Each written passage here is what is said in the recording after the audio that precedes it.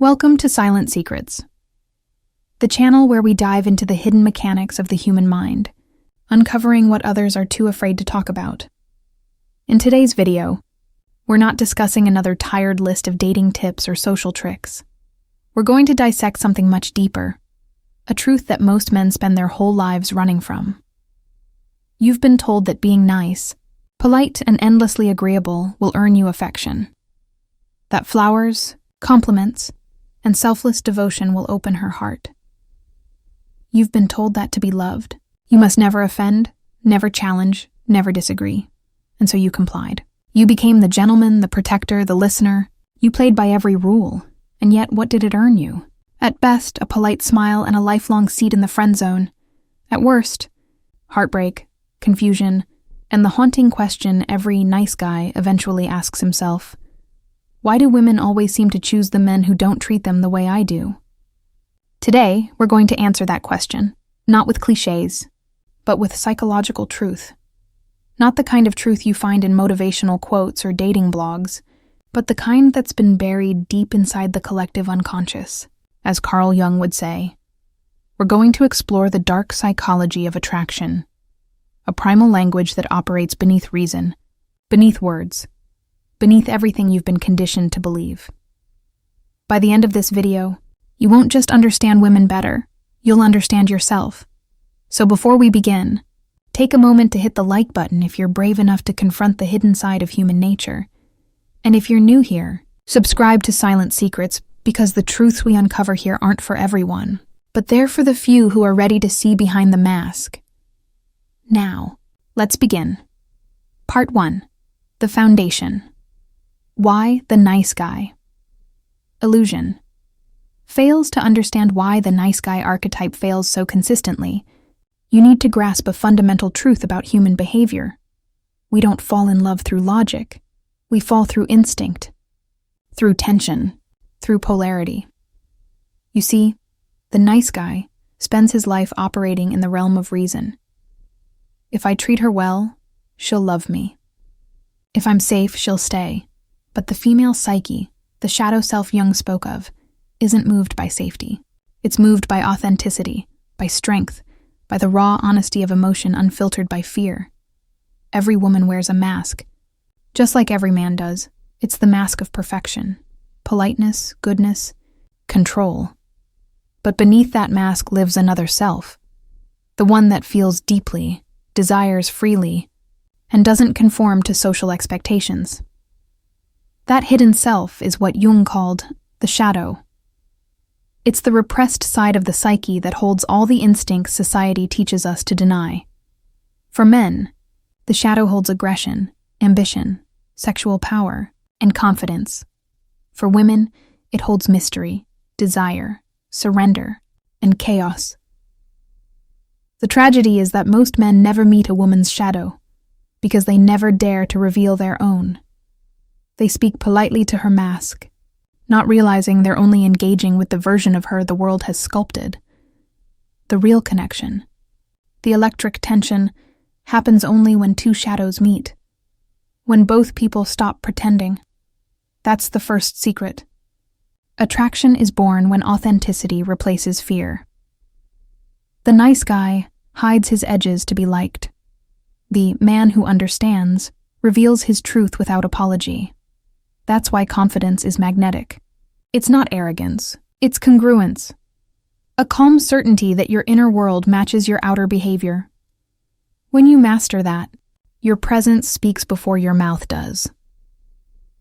Part 2. The hidden mechanics of desire.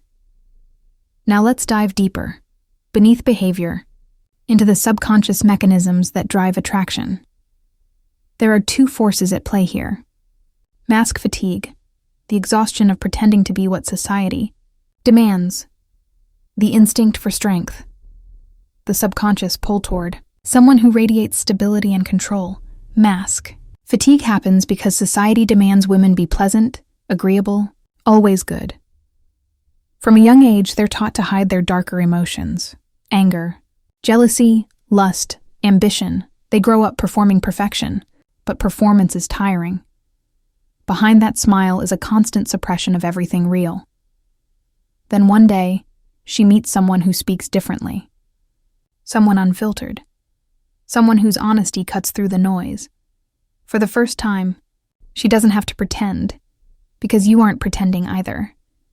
You've stopped trying to impress and started simply being. That moment, that freedom, is intoxicating. It's not about dominance. It's about relief. Relief from the endless act of being what the world expects. You become the mirror that reflects not her performance, but her truth. That's the unspoken secret behind attraction. It's not about power or status, but psychological safety. Safety not in weakness, but in presence. A man who is fully himself gives a woman permission to be fully herself, and that permission is the most seductive force in existence. Part 3. The language of confidence.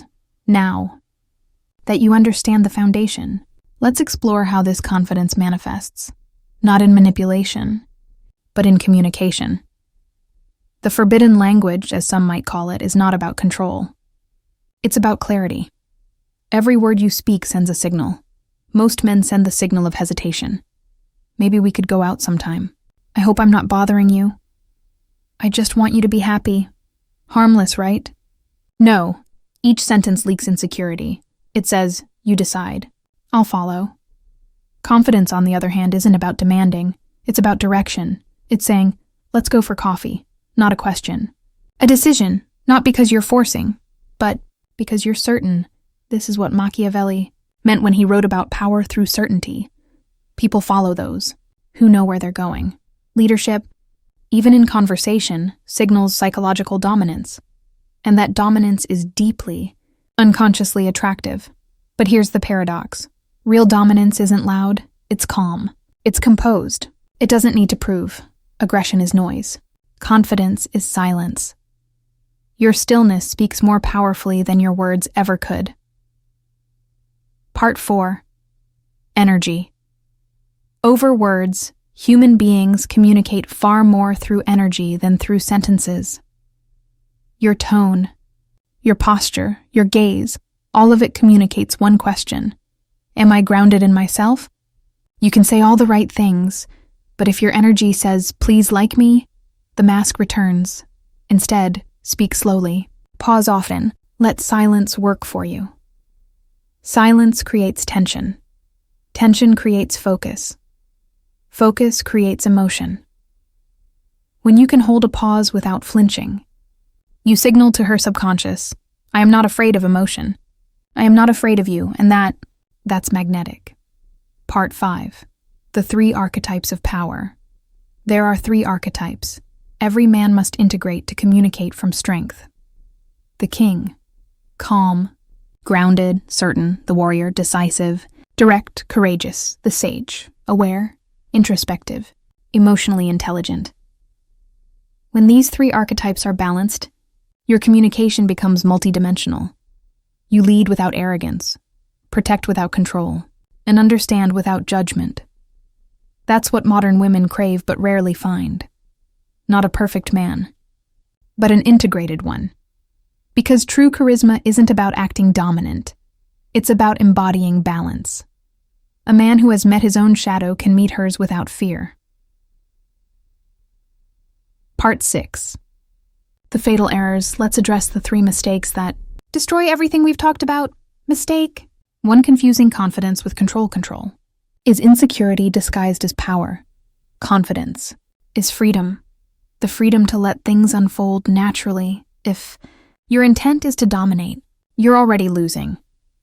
If your intent is to express truth without fear, you're leading. Mistake number 2. Ignoring her boundaries. Psychological strength means awareness. If your words, tone, or presence make her uncomfortable, stop. Strength is sensitivity in disguise. Being attuned is not weakness. It's mastery. Mistake number 3. Performing instead of being. Many men learn these ideas and then act confident. Instead of becoming confident, they speak like they're playing a role, but acting is hollow. The real work begins when you stop memorizing scripts and start healing the fear beneath your voice. Confidence is not pretending.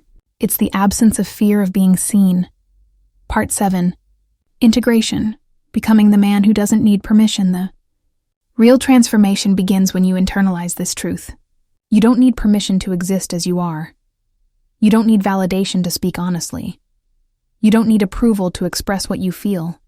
That self-acceptance radiates. It moves through your body, your words, your energy. It's what Carl Jung called individuation, the process of becoming whole. When you reach that state, every interaction becomes effortless. You stop chasing connection and start creating it naturally. Because the moment you stop performing, you allow reality to align with you, and women, like everyone else, are drawn to that alignment. Part 8. The Shadow Mirror. Every relationship is a mirror. When a woman meets you, she's not just meeting you. She's meeting the reflection of her own hidden self in you. If you are shallow, she'll stay surface level. If you are afraid, she'll retreat behind her mask. But if you are grounded, calm, unshakable, her shadow recognizes yours. That's why this knowledge is dangerous. It's not about manipulation. It's about revelation. The deeper you know yourself, the deeper your connections become. The man who integrates his shadow doesn't attract through tricks or tactics. He attracts through truth. Conclusion. The liberation of truth is. Distill everything down to one final truth. The goal is not to become better at talking to women. The goal is to become truer to yourself. You don't need to fake confidence. You need to eliminate fear. Because when you fear nothing, not rejection, not judgment, not failure, you speak with natural authority. And when you speak with that authority, you awaken something ancient in the human psyche, not just attraction, but trust. You become the presence that allows others to remove their masks.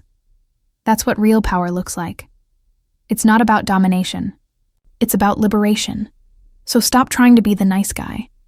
Stop trying to be the perfect man. Be the real one. Because the real one doesn't beg to be chosen. He walks his path, and others choose to follow. This is not arrogance. This is alignment. And once you learn to live there, in that calm, grounded truth, you no longer chase connection. You become it. You've just listened to Silent Secrets. If this message resonated with you, if you're ready to master your own psychology and unlock the power buried in your shadow, make sure you're subscribed.